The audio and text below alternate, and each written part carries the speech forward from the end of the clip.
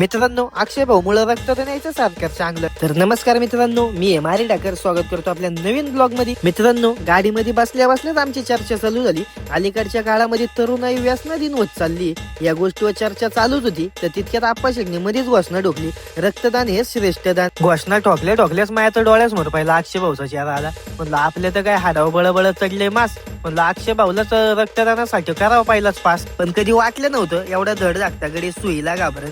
कसा पासा त्याला मनवितच होतं. तर तितक्यात पडली दुधात माशी. त्यांनी मागवलं होतं काहीतरी पार्सल. ते नेमकं झालं डुगडुगीमध्ये. अक्षय भाऊनी घेतलं पार्सल आणि ठेवलं एका कोपऱ्यामध्ये. मग काय लावली आप्पा शेटनी त्यांच्या काळ्या घोड्याला चावी आणि केलं आपल्या हँडसम बाईच्या स्वाधीन. पोचलो आम्ही रक्तदान शिबिराच्या ठिकाणी. तिथं पोचल्या डॉक्टर साहेबांनी आप्पा शेटला बसवला खाटल्यावर. काढलं डॉक्टर साहेबांनी त्यांचं कसलं तरी किट आणि आप्पा शेटच्या बोटावर मारली सुई एकदम नीट. सुई बघताच तिने अक्षय भाऊंनी काढला पळ. मग काय गेलो अक्षय भाऊच्या परत माग. कसं बस अक्षय भाऊला मातवलं तर अक्षय भाऊनी मला डायलॉग टाकला. सुई बघून मी आता हातापायाला झाली म्हणला कर. विचार तर नाही म्हणत होती काय बारीक सुई का रे बाबा लय मोठी. एका बाजूला चाललेली अक्षय भाऊची परापत तर दुसऱ्या बाजूला आपला हँडसम बॉय. त्याच्यामध्ये काय हवा भरीत होते का काय मॅडम काय काढा नाच बुवा. तेवढ्या धावपळीमध्ये पण हँडसम बॉयचा फोन काय कानाचा हाटलाच नाही बुवा. इतक्यात मॅडमनी दिल्या त्याच्याजवळ पिशव्या. एक पिशवीच्या आशेवर आणलेल्या पोरांच्या झाल्या नाही तर एकच्या 3 पिशव्या. हँडसम बॉय तर घाबरला. मी तर पाहिलंच रोहित भाऊ का कॅमेरा फिरवला. रोहित भाऊच्या भरोशावर आम्ही आलो होतो. एक पिशवीचा वायदा करून इथं 3 पिशव्या काढायचं डोक्यात होतं. एवढं होऊन सुद्धा मायका बघून मोठा हातबीत करून हसत होता. त्यात आपला भोळा बाबडा अक्षय भाऊ. त्याला या 3 पिशव्याची कहाणी नव्हती माहिती. बेचारा आपला जाटला खाण्यावर दाबून. मी बी मनातल्या मनामध्ये म्हणलं अक्षय भाऊ मुळे रक्तदान यायचं सरकारच्या अंगलट.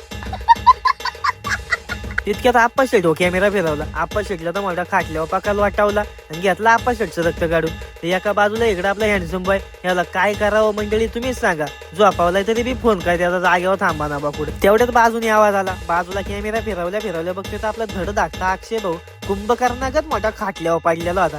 त्याला सुई टोचली दाखवीत तर मोठा असं होतं जसं काही त्याच्या पक्की हातामध्ये तलवार खुपासली.